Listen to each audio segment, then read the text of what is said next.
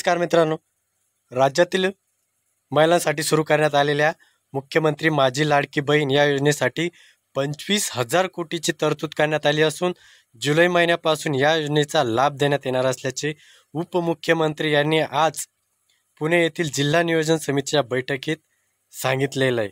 राज्यातील महिलांचे सशक्तीकरण व्हावे, त्यांना पुरेसा सोयीसुविधा उपलब्ध करून रोजगार निर्मितीसाठी चालना देणे, त्यांच्या आर्थिक सामाजिक पुनर्वसन करणे, महिलांना स्वावलंबी आत्मनिर्भर बनविणे, महिलांवर अवलंबून असलेल्या मुलांच्या आरोग्य आणि पोषण आहार सुधारणा करणे, या सर्व बाबींचा विचार करून राज्य सरकारने मुख्यमंत्री माझी लाडकी बहीण ही महत्त्वाकांक्षी योजना सुरू केली।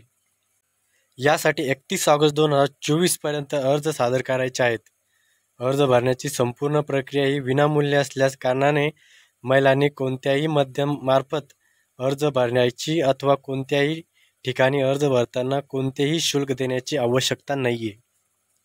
महिलांचे आरोग्य व पोषण आणि त्यांच्या आर्थिक स्वावलंबनासाठी राज्यात विविध योजना राबवण्यात येतात, परंतु दरमहा आर्थिक लाभ देणारी योजना म्हणून तसेच कुटुंबात महिलांची निर्णायक भूमिका निश्चित करण्यास देखील ही योजना महत्त्वाकांक्षी ठरणार आहे। ग्रामपंचायत, नगरपंचायत, परिषद व महानगरपालिका क्षेत्रात विविध कार्यालय तेथे पात्र महिलांना अर्ज देता येतील। त्याचबरोबर पोर्टल, मोबाईल ॲप, सेतू सुविधा केंद्राद्वारे ऑनलाईन सुविधा उपलब्ध करून देण्यात आल्या आहेत। ज्या महिलांना ऑनलाईन अर्ज करता येणे शक्य नसेल त्यांना ग्रामीण भागात महिलांना व बाल विकास प्रकल्प अधिकारी कार्यालय, अंगणवाडी सेविका, पर्यवेक्षिका, सेतू सुविधा केंद्र, आपले सेवा केंद्र, कॉमन सर्व्हिस सेंटर, ग्रामपंचायत कार्यालय, ग्रामसेवक यांच्याकडे तसेच नागरी भागात अंगणवाडी सेविका, मुख्य सेविका, वार्ड अधिकारी, सेतू सुविधा केंद्र, आपले सरकार सेवा केंद्र, CSC सेंटर ऑफलाईन पद्धतीने अर्ज करता येणार आहे। पात्र महिलांना तिच्या स्वतःच्या आधार लिंक केलेल्या थेट लाभ हस्तांतरण सक्षम बँक खात्यात दर महिन्याला 1,500 रुपये इतकी रक्कम दिली जाईल। तसेच केंद्र व राज्य शासनाच्या अन्य आर्थिक लाभाच्या योजनेद्वारे 1,500 रुपयापेक्षा कमी लाभ घेत असेल तर फरकाची रक्कम योजनेद्वारे पात्र महिलेस देता येणार आहे।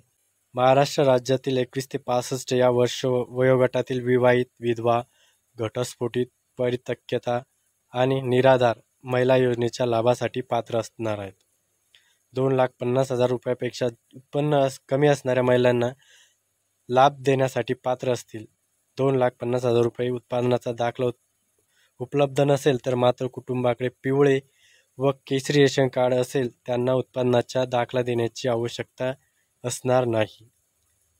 15 वर्षापूर्वीचे रेशन कार्ड, मतदान ओळखपत्र, शाळा सोडल्याचे प्रमाणपत्र, जन्म दाखला या 4 पैकी कोणतेही एक ओळखपत्र अथवा प्रमाणपत्र असल्याचे ते ग्राह्य धरण्यात येणार आहे।